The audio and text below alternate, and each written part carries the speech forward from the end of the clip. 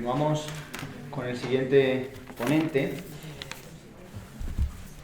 Voy a pasar a presentároslo. Luis Orando Muzás. Luis es asesor vexilológico del Museo del Ejército, autor de su catálogo de banderas, profesor en el IHCM, por favor. Instituto de Cultura e Historia Militar. Vale, Antes Servicio Histórico Militar. Eso es, iba a decir Servicio Histórico, gracias. Vocal para Aragón de la Sociedad Española de Vexilología, miembro del Consejo Asesor de Heráldica y Vexilología del Gobierno de Aragón, asesor uniformológico del pintor Augusto Ferrer Dalmau y presidente de la Asociación Napoleónica Española. Tiene auténtico fervor y devoción por este tema, lo demuestra. Además es una persona, me consta, que se involucra mucho en lo que hace y lo que le gusta, y eso lo transmite. Y además es una persona muy comprometida. Prueba de ello es que ha hecho un enorme esfuerzo por estar hoy aquí, desde Zaragoza. Así que muchísimas gracias, Luis, lo digo públicamente, por aceptar este guante, que además tiene en nada otro acto y en nada otro, y bueno, pues aquí está. Así que espero que lo disfrutemos y que sea del agrado de todos. Tienes la palabra, Luis, cuando quieras. Muchas gracias. Bueno, antes que nada quiero pedir disculpas porque se supone que tenía que haber estado aquí esta mañana, pero es que ha sido imposible. Ayer a las 10:30 de la noche terminaba la asamblea de los recreadores napoleónicos. Ya digo que es otra guerra en la que ando liado y no ha habido manera, ha sido imposible. Pido disculpas y gracias a la organización por haberme permitido venir, aunque sea ahora por la tarde. Bueno, al haber incluido esta charla ahora, pues claro, modifican todo el programa y podemos terminar muy tarde.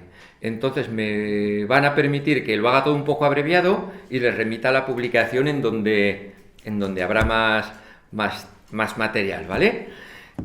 Hay pendones de los que vamos a hablar ahora que es que requerirían ellos solos una charla ya, como por ejemplo el que veremos luego, conocido como de las Navas de la Catedral de Burgos. Allá hay material para hablar rato y rato y en cambio pues vamos a dedicarle 5 minutos, pero es que si no, no acabamos ni mañana, ¿vale? Entonces, sin más, voy a empezar un poquito. He titulado la charla Pendones militares, y el concepto de pendón militar es bastante ambiguo, porque es que si uno mira diccionarios y las piezas que tenemos, vemos que la palabra pendón se está asignando a mogollón de piezas que no tienen nada en común entre ellas. Teóricamente, pendones en un inicio, pendón militar son las banderitas pequeñas de las lanzas de los caballeros. Pero es que luego vemos que realmente casi todo lo que hoy nombran pendones son banderas gigantescas.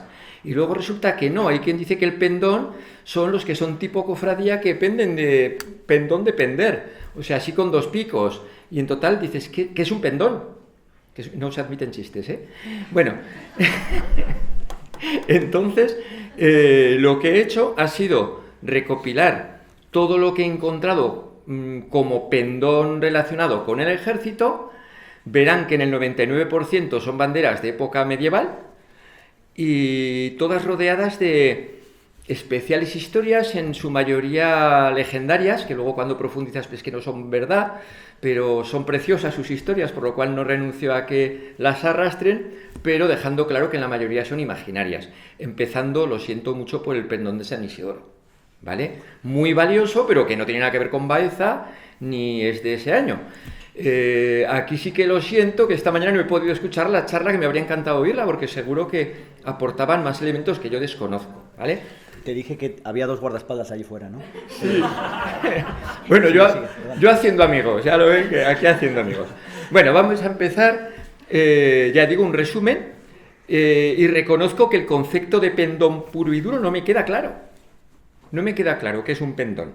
Bueno, vamos a ver qué es todo lo que siempre se reproduce con el nombre de pendón de. Empezamos por el que he encontrado más antiguo, que es el pendón de Cuenca.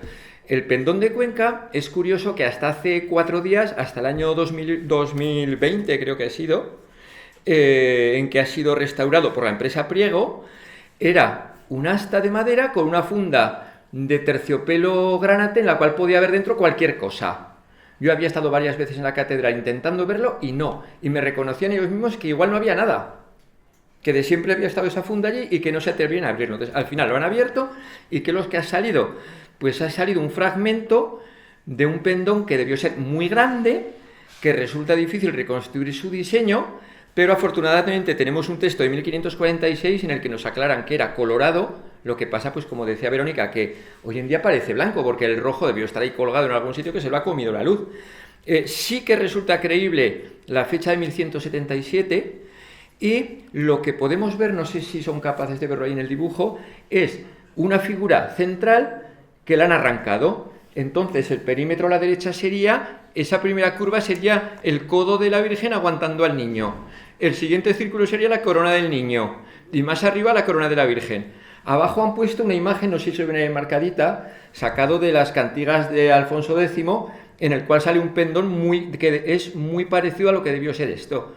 O sea, una tela, no desconocemos si acabaría así lobulada o sería cuadrada, de color rojo, con la Virgen y el niño. Es la primera vez que se exponía en público, y bueno, por lo menos se ha salvado el pequeño fragmento que queda. Vamos pasando porque hay tela, ¿vale? Ya digo que luego en el texto pondremos las fuentes, los textos de época y tal. Bueno, aquí tenemos el famoso pendón de San Isidoro o de Baeza. ¿Qué es lo que dice la leyenda? Pues la leyenda dice que estaba Alfonso VII delante de Baeza en 1147. Ay, madre, que aquí hay más moros que cristianos que me van a dar aquí por todos los lados. Y en su tienda de campaña de repente se le apareció San Isidoro a caballo. O sea, tuvo que ser una visión maravillosa dentro de la tienda de campaña, no sé cómo metería el caballo, pero bueno, se le apareció San Isidoro, y no solo San Isidoro, que le dijo, que vengo con refuerzos, mira, Santiago, ese brazo que ha asomado de una nube es Santiago. Santiago, buena, soy Santiago, mira qué espada. Bueno, mañana ves a la batalla porque te vamos a apoyar. Entonces fueron a la batalla y naturalmente la ganaron, porque donde estaba San Isidoro y Santiago eso ya era la pera. Bueno, en total, muy bonita la leyenda, pero se cae por su peso. Para empezar, aparece el cuartelado de Castilla y León, pues que no aparecería hasta el siglo XIV. Luego, las fuentes archivísticas que conozco, que insisto que puede haber alguna otra, por eso me habría gustado estar esta mañana, lo atribuyen más bien a una cofradía, más que a tema militar. Y lo que sí que parece cierto es que en un momento dado Juan II lo pide para la toma, en 1410, para la toma de Antequera. Le ha llegado la tradición de que es un pendón invicto y tal, y dice, por favor, que me lo traigan. Entonces, en la toma de Antequera sí que está el pendón.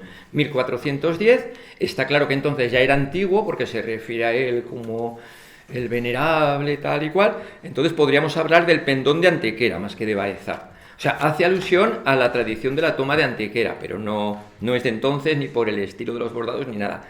Y luego, para colmo, ¿qué ocurre? Pues que como eran unos bordados muy recios, añadidos a un damasco, parece ser que era un damasco que se deterioraba muy fácilmente, pues ha sido varias veces sustituido el damasco del fondo. Y por lo visto, cada vez que lo han sustituido, pues han cambiado de orden los elementos. Entonces, hoy tiene una composición extraña, porque el brazo está cabeza abajo. A mí me sale una hipótesis de reconstrucción del aspecto original, sería esta. Existe otra de Alberto Montaner, que casualmente es de Zaragoza también, pero ha hecho cosas extrañas, porque, por ejemplo, le hace el batiente lobulado con 3 o 4 entradas y en cada una de ellas un león o un castillo, pero lo ha multiplicado de tamaño un montón. Miren qué pequeñitos son en el original, y él los ha puesto enormes. A mí me sale esto, solo es una posibilidad que no me he resistido a ponerla, ¿vale? Bueno, no insisto porque ya sé que ha habido una ponencia solo sobre esto, entonces yo no lo sabía y la había preparado ya. Otra, el pendón de las Navas. Este sí que ha sido una guerra privada, porque me propuse ayudar sin más intención que simplemente ser útil, sin aspirar a nada, porque esto para mí es una pasión, una locura, y me encontré con una restauradora soberbia que no me quería ni coger el teléfono, que no me daba una foto ni por asomo, que hablase con los curas. Digo, no sé, es que no pueden entender que alguien lo viva y no tenga interés económico, que simplemente quiera ayudar. ¿Qué ocurrió con esto? El pendón de las Navas. Bueno, pues simplemente lo han limpiado un poco y lo han trasladado a una tela blanca. Entonces resulta que ni se han molestado en investigar a ver qué fuentes había. Y resulta que tenemos aquí a un tal Ernesto Cantón Salazar, que allá por 1800 y mucho, pues tuvo ocasión de verlo, de tocarlo, descosió alguna piececita, vio que por detrás tenían restos de otra tela roja carmesí, que es lo que a mí sí que me cuadra, que debió ser rojo carmesí. Y luego, lo más interesante, que la figura de San Juan viste una túnica que está decorada con una cenefa heráldica, y en esa cenefa se ve perfectamente las armas de Beatriz de Suabia, que fue la esposa de Fernando III. Y luego, o sea, en una franja lleva las armas de Castilla y León con las de Beatriz de Suabia, y en la otra franja lleva Castilla y León. Castilla y León hasta 1230 no lo usa nadie, porque eran de Castilla o eran de León. Entonces, yo creo que ese elemento permite centrarlo perfectamente en 1230 a 1235, que son los años desde el 1230 la adopción del cuartelado, 1235 cuando se muere Beatriz.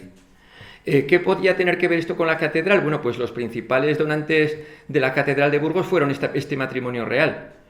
¿De las Navas? Pues no. De las Navas puede ser el pendón musulmán que hay en las Huelgas, que también dicen que es el avance de una tienda de campaña. A este respecto, hay unas pinturas medievales que no las he incluido porque no quería liarme con los musulmanes y tal, en las que se ve perfectamente una batalla en la que están tomando, se ve la tienda de campaña y luego se ve en el desfile triunfal que van con un palo que han convertido la tienda de campaña en un pendón. Y van con la tienda de campaña, pues tal vez pasó eso. De hecho, en la Armería Real hay una tienda de campaña considerada trofeo, en el Museo del Ejército también. Las tiendas de campaña se les daba mucha importancia. Casi siempre eran de origen hindú, de sitios muy exóticos, ¿vale? Entonces, eso, tenemos aquí el pendón atribuye a Fernando III, pero de las Navas, nada. Pasamos. Bastantes de los que ahora llaman como pendones son las banderas de las conquistas de ciudades, que muchas veces el monarca las depositaba allí y se convertía en el pendón de la milicia, y de allí han acabado siendo el antecesor de las banderas municipales. ¿Qué ocurre? En la Edad Media no existían banderas de los ayuntamientos ni de las ciudades. Lo que había era banderas y pendones de las milicias concejiles. Les concedía un derecho a tener una bandera a cambio de ayudarle en la guerra. ¿Qué ocurría? No existía un verdadero ejército. El rey convocaba la hueste real, que era pequeñita, las de los nobles, las de las órdenes militares y las de los concejos. Los concejos que no eran independientes eran concejos dependientes de algún conde o algún marqués, que acudían con las armas del conde o el marqués. Entonces, en Castilla encontramos que el sistema es distinto al de la Corona de Aragón. En Castilla le suele conceder sello y armas y pendón. Este es el caso, por ejemplo, de la de Cáceres. Una vez más, se atribuye un origen de 1230, que es la reconquista de Cáceres, pero esta en concreto sabemos que en 1477 se volvió a hacer nueva, seguramente copiando el modelo anterior. ¿Y qué copia? Pues las armas de Castilla y de León. Hoy en día han puesto un fondo rojo, en fin, podrían haber puesto al restaurarla el fondo del color que era y por lo menos nos haríamos una idea.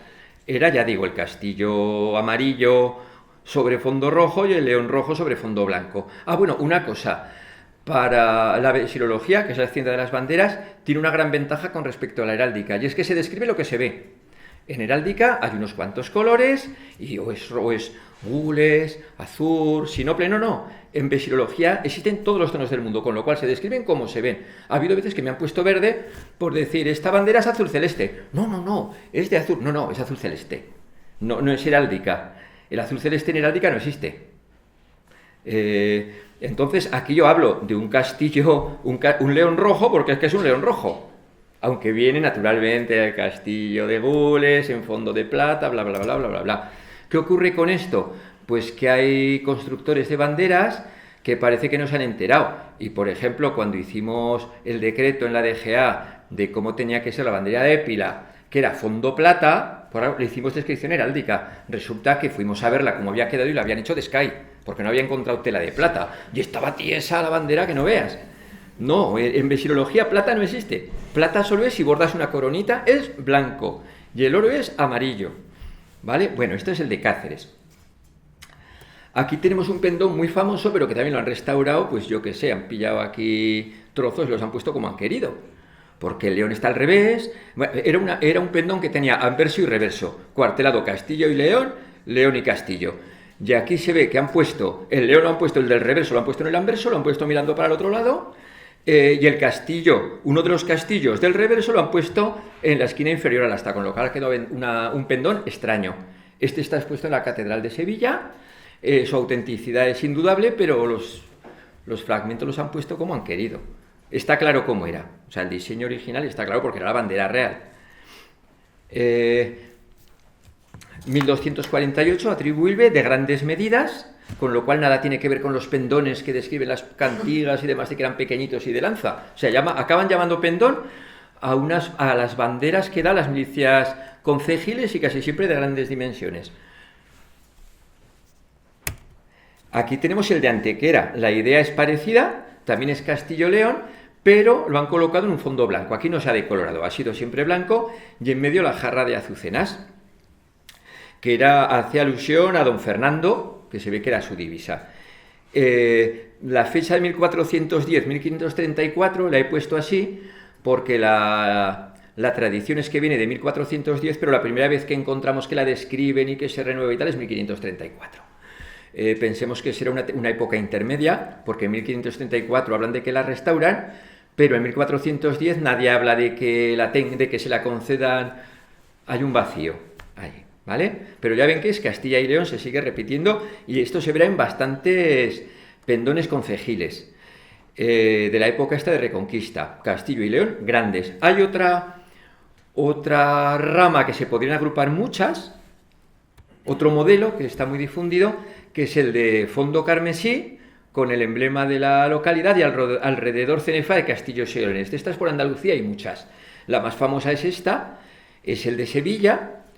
Sevilla tiene dos. Por un lado está el que hemos visto antes, que es el pendón que dicen que izan en la torre, y otra cosa es esta bandera, que es la que da la milicia de su ayuntamiento. Bueno, perdón, se me escapa la palabra bandera. Este pendón, siempre lo han llamado pendón. He puesto foto de la copia actual porque el original estaba destrozadito y además no conseguí una foto que se viera entero, pero es una copia fiel, lo único que muy reducida de tamaño. Es más grande al natural.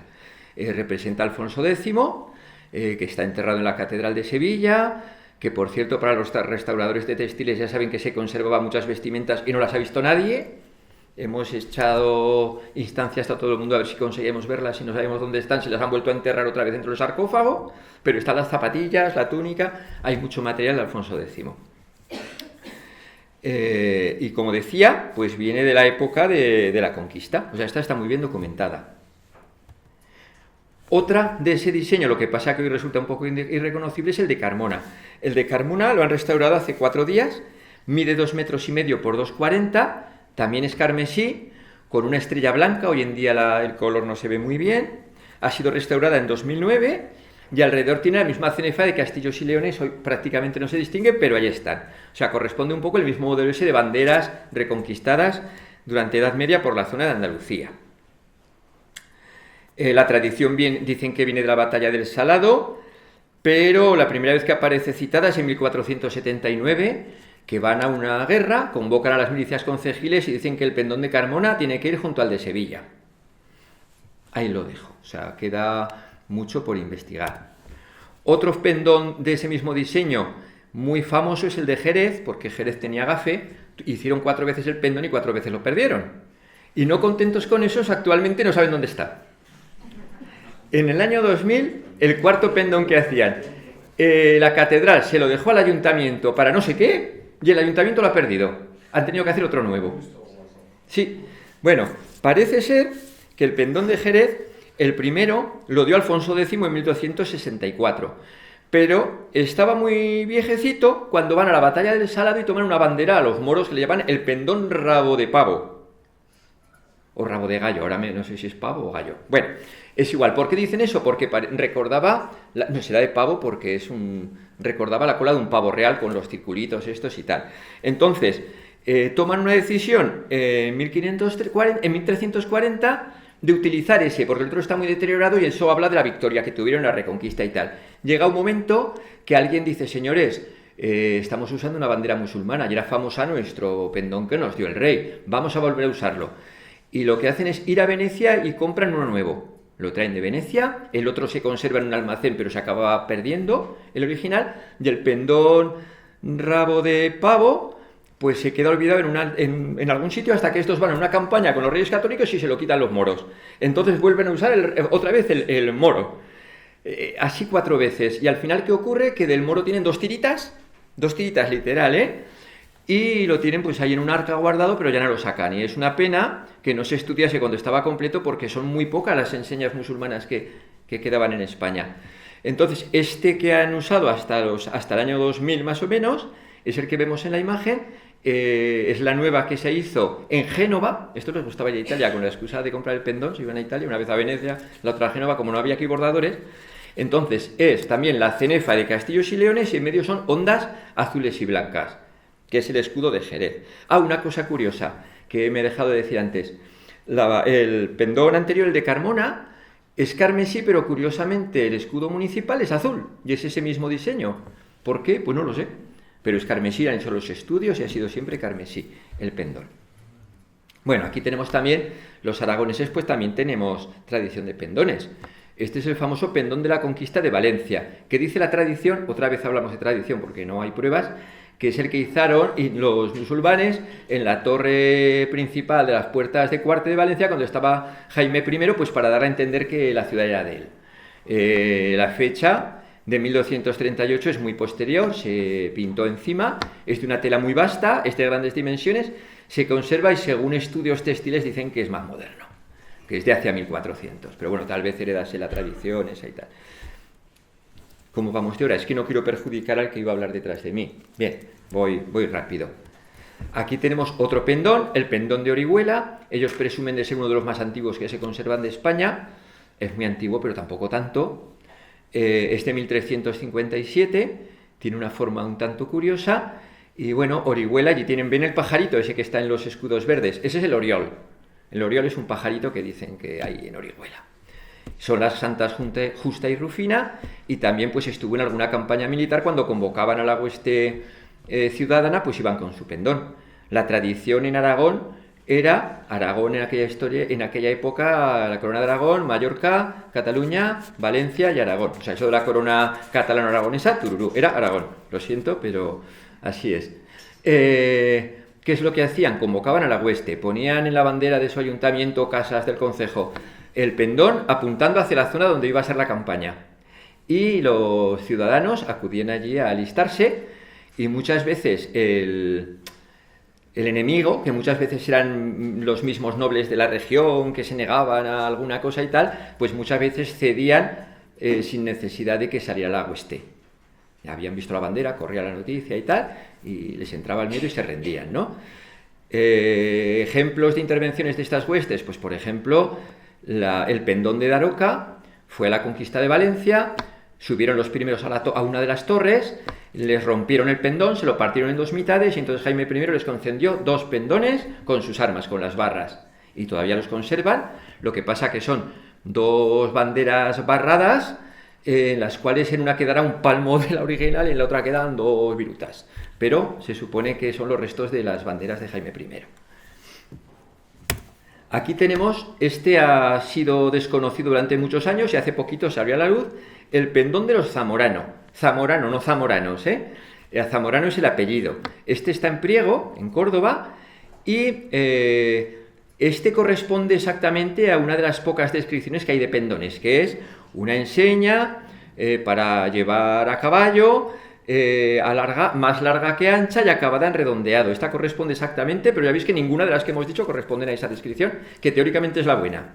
Que tiene una leyenda. Estos pendones son todos divertidos por las leyendas. Mide 2,16 m por 1,36 m, o sea, son todos bastante grandes. Y esto es en una batalla en Sierra Bermeja. Después de la toma de Granada, pues se ve que los reyes católicos no respetaron todas las capitulaciones de que iban a respetar un poquillo a los musulmanes y tal, y bueno, les dieron ahí esto para base de bien, y entonces pues de los pocos que quedaban se sublevaron en 1501, y hubo que hacer una campaña pues para acabar con ellos. Entonces, entre esas huestes fue la milicia de Priego, que su abanderado era un tal Pedro Francisco de Córdoba, hijo de Alonso de Aguilar, que era el señor de esa zona. Entonces, en la batalla, el tal Francisco de Córdoba le pegaron una pedrada en toda la cara, se cayó del caballo y le quitaron el estandarte. Es ese que ven allí, que está bajo un señor allí como dolorido.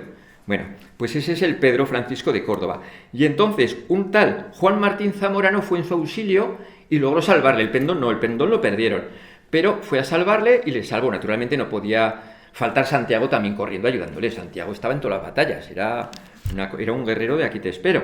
Bueno, entonces, le concedió ser en adelante el alférez de la milicia de Priego a este zamorano. Y entonces hicieron un nuevo pendón en el cual figura Santiago, el hijo del noble allí dolorido, y el escudo no de los Zamorano, sino de los Aguilar, que eran los señores de la zona. Entonces, este pendón a partir de entonces fue a bastantes batallas, y al final, cuando se anuló en 1837 el régimen señorial, ya llevaba años que no se utilizaba para nada, pero estaba en casa de los Zamorano y ahí siguió.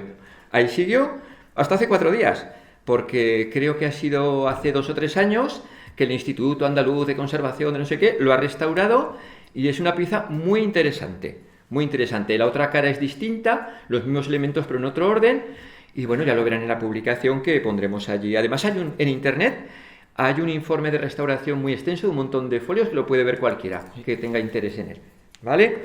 A ver, pasamos, otro. ¿Acelero un poquito? Venga, por favor. Sí, bueno, nos vamos acercando a los Reyes Católicos. En la época de los Reyes Católicos también hay un montón de pendones, pues porque dan un empujón fuerte a la Reconquista. Aquí tenemos el del cardenal Mendoza, pues que era un cardenal pues muy guerrero, que también iba a las batallas con su pequeña milicia. Este pendón ha estado en la Catedral de Toledo muchos años colgado en una verja. Hay una ilustración ibérica de una revista de estas de 1880 o así, que dibuja la verja con el pendoncito. Y hace poco, pues es como que se ha recuperado, ha vuelto a la luz, estaba olvidado y lo han restaurado. Este 1490, ya ven, es terminado en 2 picos y bueno, pues con una santalita. Acelero un poco. Este es tal vez de los más famosos, el pendón de Granada. Siempre dicen que es el de la Reconquista de los Reyes Católicos. No es verdad, porque las armas que lleva ya son de Felipe II, lleva Portugal incluso y tal. Puede ser que sea el de los Reyes Católicos modificado. Puede ser. Lo ondean todos los años, hay mucho follón porque dicen que es una ofensa, bla, bla, bla, bla, bla, bla. Pero, en fin, yo pienso que es nuestra historia, que no hay que renunciar a ella. Oye, en Turquía están paseando cada año las campanas que tomaron no sé dónde y no les da ninguna vergüenza, ¿no? Pero, en fin, somos así de tontos. Aquí tenemos un cambio de repente de pendones enormes y de milicias ciudadanas. Vemos que también al pendón de la banda le llaman, al guión, que realmente es un guión, le llaman pendón de la banda. Esto había sido una orden militar, pero a partir de los Reyes Católicos pasa a ser el guión personal de ellos.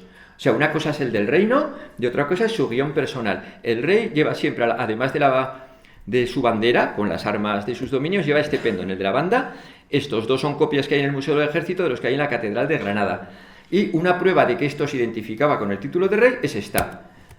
Aquí tenemos, este es un detalle del cuadro del encuentro del Remesal, en el que Felipe el Hermoso pues va a ver a su suegro y decir, oye, que soy el rey yo, que se ha muerto Isabel la Católica, y con él lleva el pendón de la banda, se ve ahí en pequeñito, es una ampliación, porque dice, yo soy el rey. Y fíjense que en las banderas por primera vez aparece la espada de Borgoña. Y el de la fotografía es el adoptado por Carlos V, está en la Armería Real, y la idea sigue siendo lo mismo, lo que pasa que le ha añadido las columnas del Plus Ultra. Bueno, aquí tenemos el pendón de los comuneros en la Catedral de Salamanca, tiene una forma extraña. Este, según los códigos de la época, es el pendón que utilizaría el hijo segundo de un noble, que son las armas de su padre, y el cuadrado pequeñito son las armas de él, del hijo segundo. Le llaman de los comuneros porque un hermano de este fue de los famosos Padilla, Bravo y Maldonado. Este pendón no fue de los comuneros, pero bueno, lo relacionan con ellos. Por cierto, el pendón comunero de morado, nada, nunca fue morado. El pendón de Tenerife. En las Islas Canarias, cada isla tiene un pendón de la conquista. Los pasos rápidos, este es el de La Palma, tiene anverso y reverso distintos. Y llegamos aquí al de la Santa Hermandad de Toledo. La Santa Hermandad también tenía su milicia, iba con los Reyes Católicos a las batallas. Fíjense en que es verde, todo plagado de yugos y flechas, y le han sustituido en una de sus faces el escudo por el del águila bicéfala de Carlos V. Pero es el original de los Reyes Católicos. Este tiene una tradición muy curiosa, y es que cuando el rey iba a Toledo, le tapaban la cara con este pendón. Lo dejaban a ciegas, porque decían que eso significaba que era tanta la fe que tenía la Santa Hermandad, que se fiaba de ellos que lo llevasen donde quisieran. Imaginaos al Felipe entrando en Toledo, donde voy, ¿no? Bueno, está en el Museo del Ejército y estuvo en la conquista de Túnez, también en la expedición a Túnez con Carlos V. Aquí tenemos un pendón de lanzas que hoy en día está en el Museo del Ejército, fue reutilizado en la Guerra de Independencia. Sí, el de Ponferrada, sí. Le añadieron una estampa con la Virgen de la Encina, que es ese cuadradito, pero originalmente era blanco, con una aspa roja, un castillo que solo se ve la silueta allí con una puerta muy, muy grande, y al otro lado un león, de Castilla y León. Bueno, y ahora ya terminamos, es la buena noticia. Aquí hay un salto, y es que de repente, entre tantos pendones y tal, se han fijado que no ha habido ninguna bandera regimental, porque ya cuando empiezan los regimientos son banderas, infantería, y estandartes la caballería, y guiones los dragones, que son los acabados en 2 puntas. Pero aquí encontramos una cosa importante que los que han hablado del pendón morado de Castilla nunca lo nombran, y yo creo que es el origen de toda la confusión. Y es, en la Guerra de Sucesión, cuando llega Felipe V, creyendo que va a hacer una gracia a los castellanos, saca un decreto diciendo que el primer batallón de su Guardia Real llevará en homenaje a Castilla el pendón morado. Nunca habían hablado de pendón morado, es el primero que lo dice. El pendón morado, que es en realidad una bandera de color morado, sembrada de flores de lis porque es la nueva dinastía, y el castillo. Este dibujo está en el álbum de Duvivier. Duvivier es un noble francés que le dio al rey de Francia un álbum con todas las banderas del ejército francés, y entre ellas las banderas que habían hecho para los regimientos españoles que se hicieron en Francia se les incluyó. Aquí no está sin estudiar, pero tiene 8 o 10 banderas españolas de la Guerra de Sucesión chulísimas, y entre ellas el famoso pendón morado. Este pendón lo siguen usando. El dibujito otro es del álbum de Tacoli, es un álbum ya de Fernando VI, en el cual se ve que continúan con el pendón morado, el primer batallón de la Guardia Real. En la Guerra de Independencia lo siguen conservando, no lo pierden, pese a un montón de vicisitudes, no lo pierden. Y llega de repente el trienio liberal, la Guardia Real se subleva en Madrid, hay una batalla en la Plaza Mayor, el 7 de julio, que además de San Fermín pues fue la sublevación de esta gente, tienen que huir la Guardia Real derrotada por la Milicia Nacional, y por Carabanchel los alcanzan, y sorpresa, les cogen el pendón morado, y lo llevan al Ayuntamiento de Madrid. Y en la prensa de la época pone: lo que no consiguió nunca nadie, ni siquiera el emperador de Francia, lo ha conseguido la Milicia Nacional. A partir de allí, ese pendón se pierde. Y de repente Isabel II, cuando muere Fernando VII, para ganarse al ejército, regala al primer regimiento de cada arma una bandera dedicada, y recupera el pendón morado. Hacen este pendón, que es copia del antiguo, con la diferencia de que en el reverso lleva el león, que hasta ahora no había habido reverso, y la dedicatoria a la reina Cristina, a los granaderos de la Guardia. Esta bandera se supone que no la tendría que poder enseñar, porque ha aparecido en la Armería Real y está yuyu, no se puede enseñar, o sea, por favor no se chiven, ¿vale? Están organizándola, después de casi 100 años enrolladas por un incendio que hubo, las han desarrollado, los han puesto en planeras, y va a haber un proyecto de restauración y de publicación del catálogo, pero están tan deterioradas que no quieren que la gente las vean como están. Pero lo que yo les digo es: en el Museo del Ejército las hay mucho peores, no os avergoncéis. Pero bueno, por lo menos que sepáis que existe. Y ahora ya la última: no hay pendones, toda la época Guerra de Independencia sin pendones, hasta que llegan los carlistas. Y los carlistas adoptan varios pendones. El pendón en aquella época ya se relacionaba más con cosa de iglesia y con este formato así, pendón de que pende, ¿no? De un travesaño. Entonces aquí tenemos la famosa bandera del cura Santa Cruz. Era un cura que daba la paz a todo el mundo, ¿no? Pero eterna además. El pendón se lo hicieron las monjas del Hórreo, y él escribe en sus memorias: este acabó por Sudamérica de misionero, ¿vale? Hay unas fotos montadas una burra con un gorro paja y tal. Y dice: tuve para mis combatientes una bandera negra con el fin de persuadir a mis muchachos que no había que capitular, sino vencer o morir. Entonces, pues es vencer o morir. Hoy es propiedad de Íñigo Pérez de Rada, un coleccionista de Madrid que la logró salvar porque se perdía, ¿eh? Y ya la última. Aquí tenemos otros 2 pendones usados por los carlistas. Todos eran muy religiosos. Aquí tenemos el del 2º batallón de Guipúzcoa, que lo entregó el conde Gabriel de Caix, un francés, a Carlos VII. Carlos VII se lo confió al batallón de Guipúzcoa. Y al acabar la guerra, un fiscal militar llamado Roque de Alday se lo llevó a París al rey carlista para que lo tuviera. Y hoy en día, si no me equivoco, está en Estella. Bueno, creo que está en Estella. Y el otro es de la partida de guerrilleros carlistas, la partida volante de Nuestra Señora de Begoña. Bueno, y ya está. Muchas gracias.